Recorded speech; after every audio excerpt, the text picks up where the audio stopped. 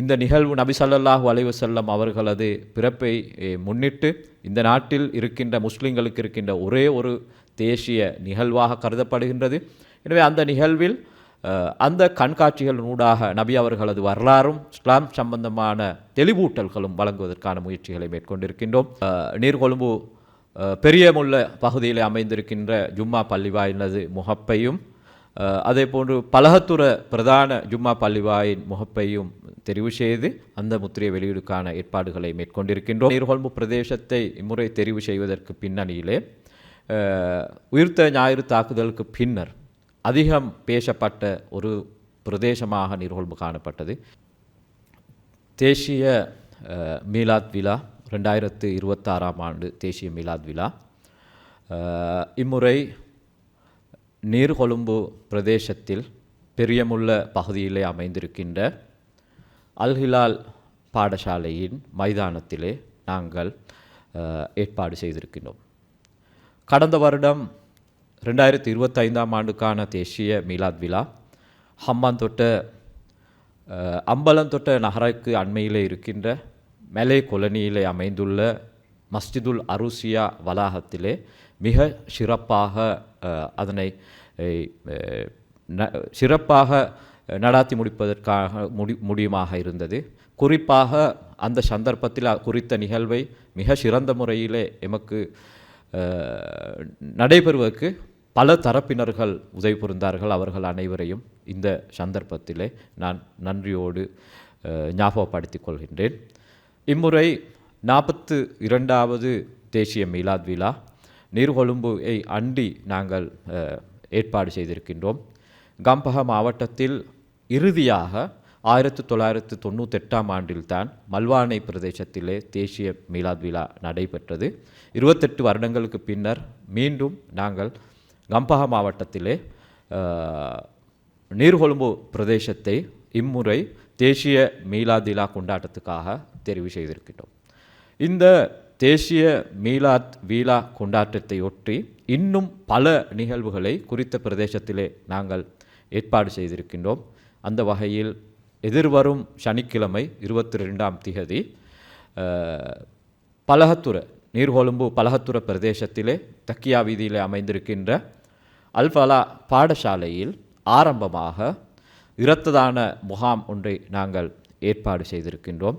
குறித்த இரத்ததான முகாத்துக்கு பிரதேசத்திலே வாழ்கின்ற அனைவரது ஒத்துழைப்பையும் இந்த சந்தர்ப்பத்திலே நாங்கள் எதிர்பார்க்கும். அதற்கான அனைத்து ஏற்பாடுகளும் மேற்கொள்ளப்பட்டு வருகிறது. அதே போன்று குறித்த தனத்தில் பாடசாலை அன்றி இன்னொரு நிகழ்வையும் நாங்கள் ஏற்பாடு செய்ய எதிர்பார்த்திருக்கின்றோம். 23ஆம் திகதி தேசிய மீலாத் தினாவை முன்னிட்டு நீர்கொழும்பு பிரதேசத்திலே காமச்சோடை பிரதேசத்தில் இருக்கின்ற ஜும்மா பள்ளிவாயலிலே மரண் நடுகை விழா ஒன்றையும் நாங்கள் ஏற்பாடு செய்திருக்கின்றோம். குறித்த இந்த நிகழ்வுகளுக்கு அரசியல் பிரமுகர்கள் அதே போன்று குறிப்பாக அரசாங்கத்தை பிரதிநிதித்துவப்படுத்துகின்ற உயர் அதிகாரிகள் பிரதேசவாசிகள் உட்பட பலரும் கலந்து சிறப்பிக்க இருக்கின்றார்கள்.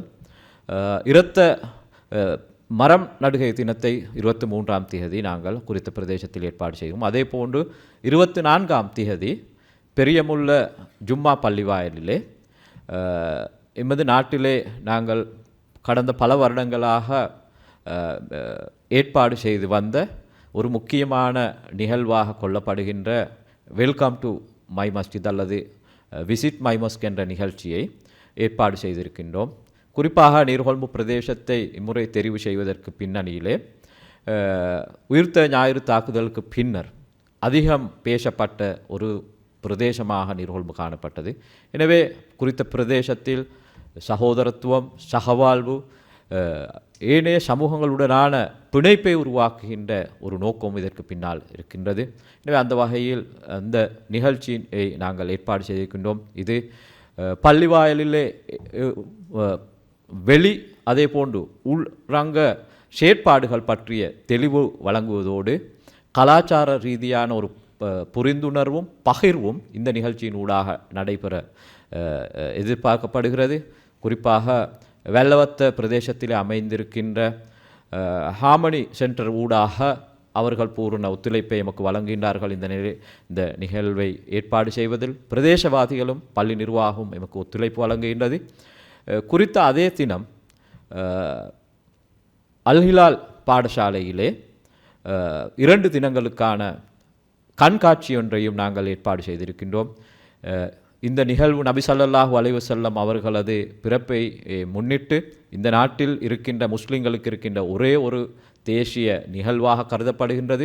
எனவே அந்த நிகழ்வில் அந்த கண்காட்சிகளினூடாக நபி அவர்களது வரலாறும் இஸ்லாம் சம்பந்தமான தெளிவூட்டல்களும் வழங்குவதற்கான முயற்சிகளை மேற்கொண்டிருக்கின்றோம். கம்பஹா மாவட்டத்தில் உள்ள பல பாடசாலைகள் என்னோடு இணைந்திருக்கின்றார்கள். அதேபோன்று உயர்கல்வி நிறுவனங்கள் அவர்களுடைய ஒத்துழைப்பையும் வழங்கியிருக்கின்றார்கள். அவர்களது அனைவரது ஒத்துழைப்பினூடாக 2 தினங்களுக்கு குறித்த பாடசாலையிலே நாங்கள் இந்த கண்காட்சியை ஏற்பாடு செய்திருக்கின்றோம். மாவட்டத்திலும் மாவட்டத்துக்கு வெளியும் உள்ளவர்களை அழைத்து வந்து இதில் பயன்பெறுமாறு நாங்கள் வேண்டிக் கொள்வதோடு, குறித்த தினத்திலே குறிப்பாக கடந்த பல அரசாங்கத்திலே ஆரம்பிக்கப்பட்டு எமது அரசாங்கத்திலே நிறைவு செய்யப்பட்ட 3 மாடி பாடசாலை கட்டிடம் ஒன்றையும் இந்த 24ஆம் தேதி நாங்கள் திறப்பதற்கான ஏற்பாடுகளை மேற்கொண்டு வருகின்றோம். அதேபோன்று எமது பிரதான இந்த நிகழ்வை ஒற்றி நாங்கள் வழமை போன்று எமது திணைக்களத்தின் ஊடாக குறித்த மாவட்டத்தின் வரலாறை ஆவணப்படுத்துகின்ற ஒரு ஆவண புத்தகத்தையும் வெளியிடுவதற்கான சகல ஏற்பாடுகளை மேற்கொண்டு இருக்கின்றோம். குறித்த புத்தகம் தற்போது தயார் நிலையிலே காணப்படுகின்றது. அதேபோன்று இந்த நிகழ்வை ஒட்டி வழமை போன்று நாங்கள் இந்த தேசிய நிகழ்வையொற்றி ஒரு முத்திரையை வெளியிட இருக்கின்றோம். நீர்கொழும்பு பெரியமுள்ள பகுதியில் அமைந்திருக்கின்ற ஜும்மா பள்ளிவாயினது முகப்பையும் அதேபோன்று பலகத்துற பிரதான ஜும்மா பள்ளிவாயின் முகப்பையும் தெரிவு செய்து அந்த முத்திரையை வெளியிடுக்கான ஏற்பாடுகளை மேற்கொண்டிருக்கின்றோம். அதேபோன்று இந்த நிகழ்ச்சியை ஒற்றி நாங்கள் ஏற்கனவே பாடசாலை கம்பஹா மாவட்டத்தில் உள்ள பாடசாலை மாணவர்களுக்கான போட்டிகள் ஏற்பாடு செய்திருந்தோம். பெச்சு, கிராத், மனன பல்வேறுபட்ட போட்டிகளை ஏற்பாடு செய்து அந்த போட்டிகளில் வெற்றியாளர்களையும் தெரிவு செய்திருக்கின்றோம். அதனை நாங்கள் முற்றாக கல்வி அமைச்சுடன் ஒன்றாக இணைந்து அந்த செயற்பாடை மேற்கொண்டோம். அந்த போட்டியில் வெற்றி பெற்ற ஒரு சிலரை 26ஆம் தேதி நடைபெறுகின்ற பிரதான நிகழ்வில் கௌரவிக்க இருக்கின்றோம்.